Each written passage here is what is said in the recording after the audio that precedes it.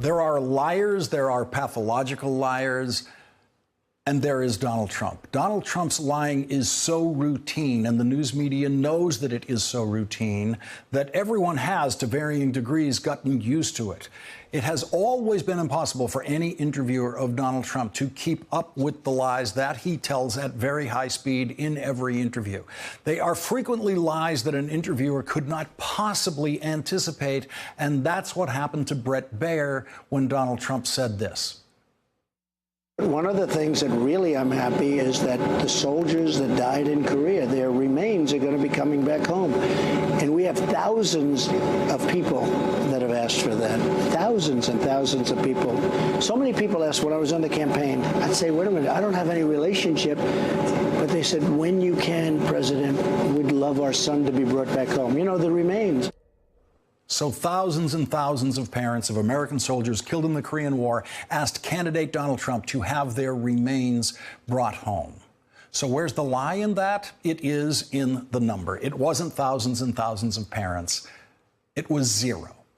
That never happened. Donald Trump never met a single parent of an American soldier killed in the Korean War during the presidential campaign. The Washington Post estimates that most parents of a soldier killed in the Korean War would have been between 102 and 111 years old during the Trump presidential campaign. In other words, most of them were not alive during the presidential campaign, and the ones who might be alive were not fighting their way to the front of a rope line to talk to Donald Trump. He will lie about anything and everything. Nothing is sacred to him. And every once in a while, we just have to stop. We have to pause over that because it is a national emergency. It is something we have never seen before, and it is something we must never get used to. Imagine what would happen if any Democrat, even any other Republican, lied about the parents of America's military who were killed in action, sharing their grief with them.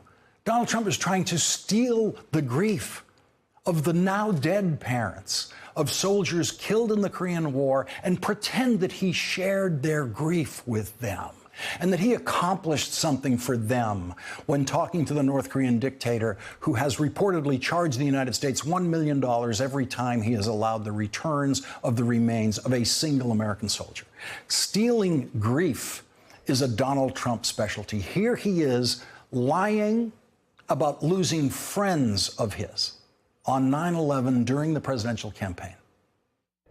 I lost hundreds of friends. The World Trade Center came down during the rain. He kept us safe. That's not safe. Hundreds of friends. When I saw that, I immediately tweeted that Donald Trump was lying when he said during the South Carolina debate that he lost hundreds of friends. And so the next day on Meet the Press, Donald Trump reduced his claim from hundreds of friends to many, many friends. I was there. I lost many, many friends in that tragedy. That was the worst tragedy in the history of this country, worse than Pearl Harbor. And when I saw that, I immediately tweeted that that was a lie, too. Donald Trump did not lose many, many friends. But Donald Trump was telling so many lies then, as he is now, that no one caught up with that one. A few days later, Michael Daley in the Daily Beast was the only other member of the news media to report on Donald Trump's lie about losing hundreds of friends on 9/11. Again, the lie is in the number. And the real number, again, is zero. Donald Trump lost zero friends on 9/11. Donald Trump attended zero 9/11 funerals. Donald Trump stole the grief of hundreds of families who lost a loved one on 9/11 and tried to make it his own for political reasons.